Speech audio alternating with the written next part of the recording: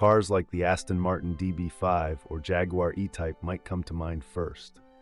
But there's another British beauty that deserves its place in the spotlight, the Jensen Interceptor. Built between 1966 and 1976, this car was a masterpiece of style, luxury, and raw power, a fusion of British craftsmanship and American muscle.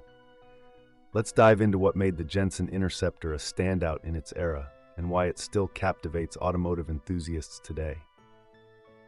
Jensen Motors was a small British automaker with a history of crafting luxury cars and commercial vehicles. By the mid-1960s, they decided to shake things up with a car that would embody speed, sophistication, and continental flair. The result was the Jensen Interceptor, unveiled in 1966. The first thing you'll notice about the Interceptor is its distinctive styling. This wasn't just any British design, it was Italian. Jensen outsourced the body design to Carrozzeria Touring, a legendary Italian design house, before the work eventually shifted to Vignale. That flowing fastback shape gave the Interceptor a sense of timeless elegance, blending the best of British solidity with Italian pizzazz. The large, wraparound rear window wasn't just a style statement. It was made entirely of glass and doubled as the car's boot lid. This innovative feature was rare for its time and gave the Interceptor its unmistakable profile. While its looks screamed European sophistication, the Interceptor had a heart that roared with American bravado. Jensen didn't develop their own engine. Instead, they turned to Chrysler for big block V8s that delivered relentless power and reliability. Early models were equipped with a 6.3-liter Chrysler V8, producing 325 horsepower. This gave the Interceptor the kind of performance that could rival its contemporaries, with a top speed of around 135 miles per hour and a 0 to 60 time in the mid-7-second range. Impressive numbers for a luxury GT car of the 1960s. Later versions, like the Interceptor SP 6-pack, featured a 7.2-liter V8 with up to 385 horsepower, turning it into a true highway rocket. But the engine wasn't just about brute force. It was paired with a TorqueFlite automatic transmission, again sourced from Chrysler, which delivered smooth and effortless shifts. For those who wanted a little more engagement, a manual transmission was available on early models, though it's far rarer. Step inside the Jensen Interceptor, and you're greeted by a cabin that feels more like a first-class lounge than a car interior.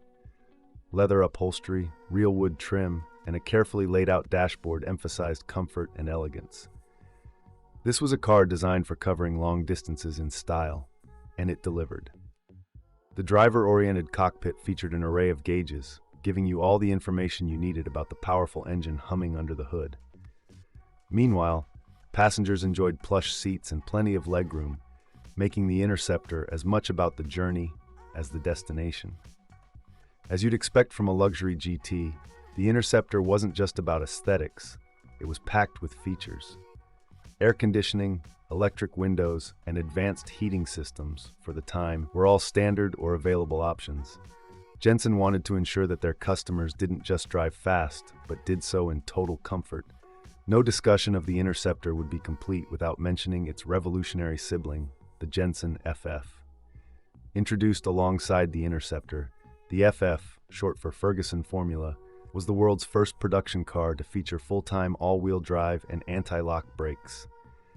That's right, long before Audi's Quattro or Subaru's all-wheel drive systems, the FF was setting new standards in technology. While the FF shared the Interceptor's design and engine, its advanced drivetrain made it a trailblazer in automotive engineering. However, the FF's high cost and complex mechanics limited its production. Only 320 units were made, but its legacy remains, and it's still regarded as a technological marvel. Over its decade-long production run, the Jensen Interceptor went through several iterations, each improving on the last. The original Mark I models, produced from 1966 to 1969, set the foundation with their Italian styling and powerful engines. They were followed by the Mark II, 1969 to 1971, which featured updated interiors, better suspension, and minor design tweaks. The Mark III, introduced in 1971, is perhaps the most iconic version.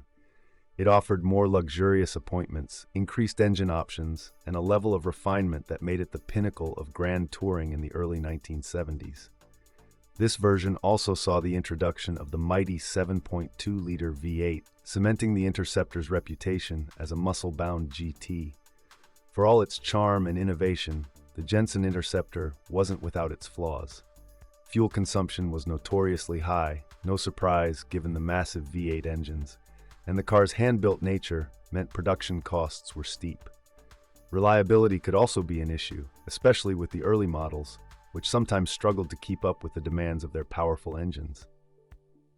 By the mid-1970s, the global oil crisis and economic downturn spelled trouble for a car like the Interceptor.